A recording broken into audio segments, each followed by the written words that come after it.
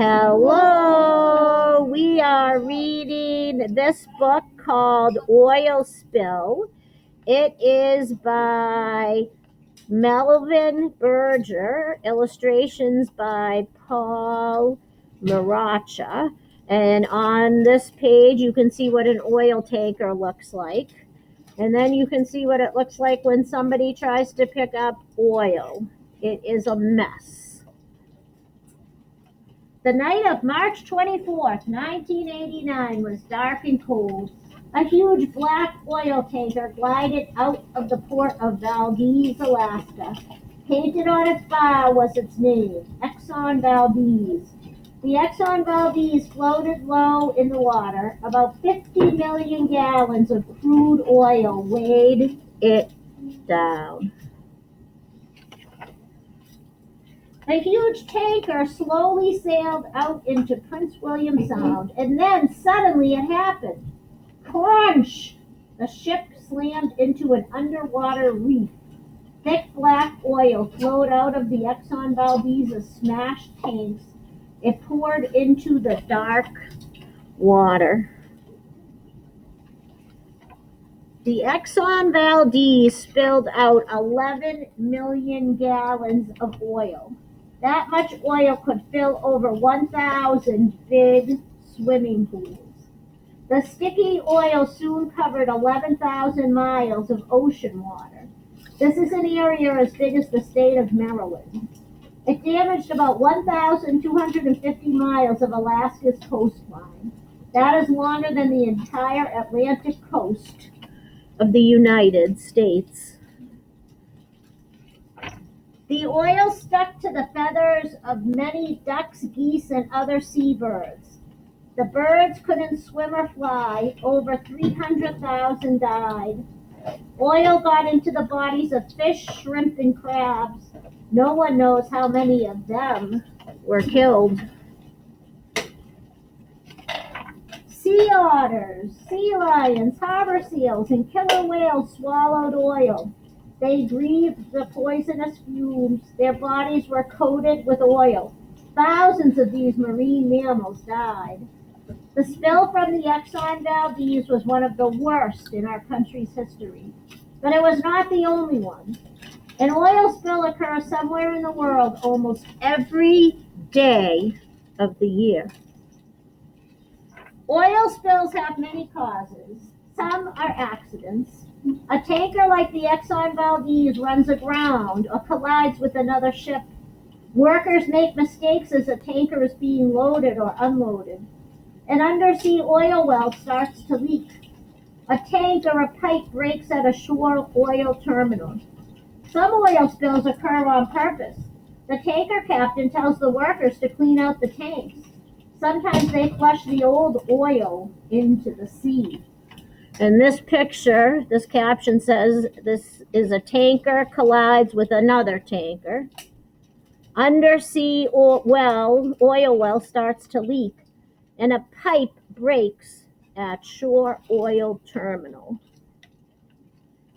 The causes of oil spills differ, but the result is the same.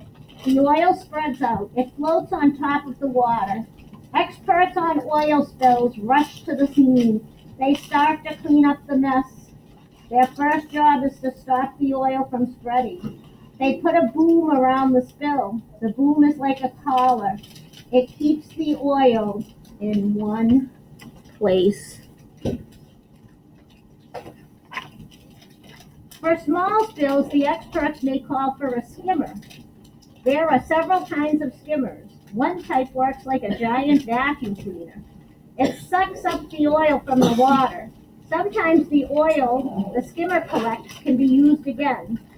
Funnel-shaped head floats just below the surface. Oil flows into it.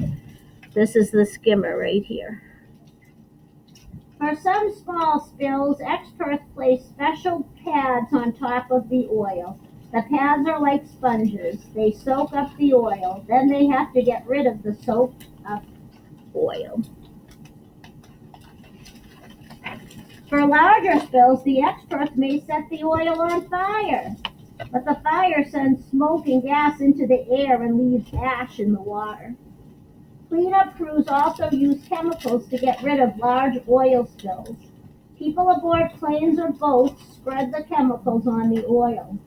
Some chemicals break the oil into tiny bits. The tiny bits mix with the water. Other chemicals make the oil come together. The oil forms a layer like a sheet of rubber. One type of skimmer lifts the sheet of oil and oily debris out of the water. Chemicals make the oil less harmful, but they add poisons to the water. In time, the oil from most spills drifts up onto the shore. Scientists spray the rocks and sand with hot water to wash the oil back into the sea. But the hot spray may also push the oil farther into the rocks and sand.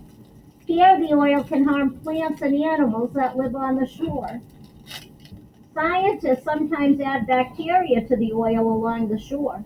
The bacteria eat the oil and change it into harmless substances. But it would take huge amounts of bacteria to get rid of a big oil spill. Sometimes the experts decide that no action is the best way to treat an oil spill. The wind and waves mix the oil and water together.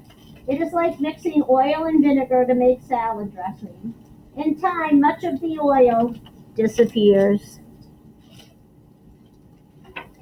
Oil spills are major disasters. Slowly, scientists are learning how to clean them up. They are learning how to prevent spills. How can we help to prevent oil spills too? So this explains how to use less oil to help the environment, use less electricity, and it talks about how oil tankers can be safer by having double hulls.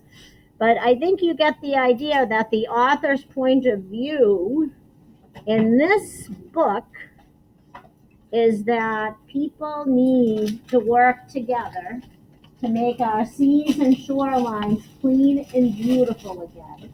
Dear Senator, I am worried about oil spills. They kill birds, fish, and other animals that live in the sea. We must protect our earth. We need new laws to help prevent oil spills. Sincerely, Anna. And that is the end of the book. Bye.